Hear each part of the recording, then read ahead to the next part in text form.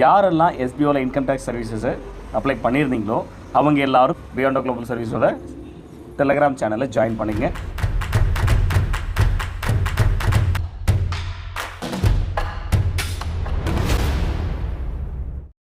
Good evening team members.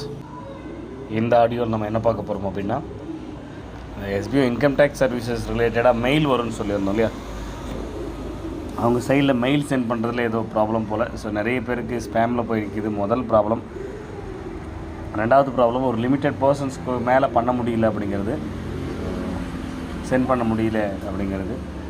மூணாவது problem என்னென்னா, December மந்த்துக்குள்ளே எல்லாத்தையும் பண்ணணுன்றதுனால கொஞ்சம் சீக்கிரமாக பண்ணணும்னு நினைக்கிறாங்க. அவங்க ஒர்க்கெல்லாம் அப்ளை பண்ணவங்க எல்லாருக்கும் கரெக்டாக அப்ளை பண்ணி முடிச்சிடணும்னு நினைக்கிறாங்க. இன்னும் ஒரு 10-15 டேஸ் தான் டைம் இருக்கு இல்லையா.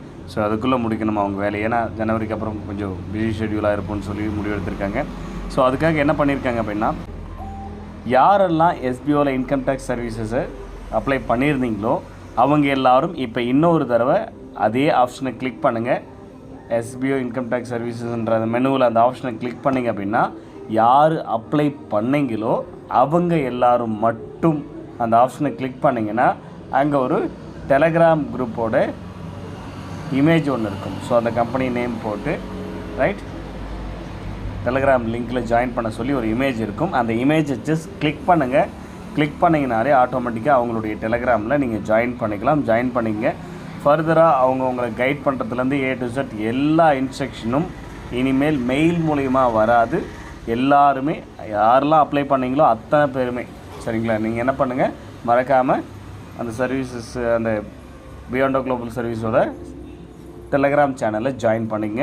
அதோட லிங்க்கு எஸ்பிஓ இன்கம் டேக்ஸ் சர்வீசஸ் அப்படிங்கிற அந்த மெனுவில் கொடுத்துருக்கோம். பட் அது யாருக்கு வரும்னா, யார் எஸ்பிஓவில் அந்த SPO services income tax services apply பண்ணியிருக்கீங்களோ, அது பேன் கார்டுக்கோ இல்லை ஐடிஆர் ஒன்றுக்கோ ஜிஎஸ்டி எது ஃபைல் பண்ணியிருந்தாலும் சரி, எதுக்காக ஃபார்ம் ஃபில் பண்ணியிருந்தாலும், ஸோ அவங்களுக்கு மட்டும் அது ஷோ ஆகும். மறக்காமல் அதில் இம்மிடியட்டாக ஜாயின் பண்ணிவிடுங்க. ஓகே. ஸோ மார்னிங்லேருந்து ரெகுலராக அப்டேட்ஸ் அதுக்கு அதில் வந்துட்டுருக்கும். ஸோ அதில் கொடுக்குற இன்ஸ்ட்ரக்ஷனை கரெக்டாக ஃபாலோ பண்ணி அந்த சர்வீஸை நீங்கள் அமௌண்ட் பே பண்ணியிருக்கீங்க, நம்ம எஸ்பிஓலேருந்து அவங்களுக்கு அனுப்புகிறோம். ஸோ அந்த பணம் வேஸ்ட் ஆகாத மாதிரி கரெக்டாக எந்தெந்த சர்வீஸுக்கு என்னென்ன அப்ளை பண்ணணுமோ கரெக்டாக அவங்க கொடுக்குற கேட்குற டீட்டெயிலாம் கொடுத்து அப்ளை பண்ணி வச்சுக்கோங்க. Okay right. யாரும் மிஸ் பண்ணிடாதீங்க. ஏன்னா எஸ்பிஓ எதையுமே சொல்கிற விஷயங்களை நீங்கள் செய்ய மாட்டீங்க. அதனால் நாங்களும் சரி ஓகே மறுபடியும் ஒரு சான்ஸ் கொடுத்துக்கிட்டே இருப்போம். பட் அவங்க அப்படி பண்ண போகிறது கிடையாது. ஸோ அவங்க ஒரு ரெஸ்பான்ஸ் கொடுக்குறாங்கன்னா அதை கரெக்டாக ஃபாலோ பண்ணுங்கள். இல்லைனா அவங்க விட்டுட்டு அடுத்தடுத்து போயிட்டே இருந்துருவாங்க சரிங்களா. ஸோ நம்ம பணம் போட்டது வேஸ்ட் ஆகிடும் ரைட்.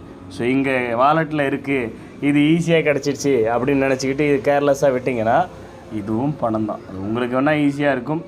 இங்கே இருக்கிற எங்களுக்கும் இந்த பணம் வர்றதுக்காக உங்களை சேர்த்து விட்டவங்க, உங்களுக்கு நீங்கள்லாம் டீம் கொடுக்காத இருந்தாலும் மற்றவங்களாம் டீம் கொடுத்தாங்க பார்த்தீங்களா, அவங்களுக்கும் அந்த கஷ்டம் தெரியும். சரி, அதனால் வேஸ்ட் பண்ணாதீங்க. கரெக்டாக அந்த டெலிகிராம் சேனலில் ஜாயின் பண்ணி அவங்க கொடுக்குற இன்ஸ்ட்ரக்ஷனை ஃபாலோ பண்ணுங்கள். ரொம்ப இம்பார்ட்டன்ட் அதுதான். Okay right. தேங்க்யூ.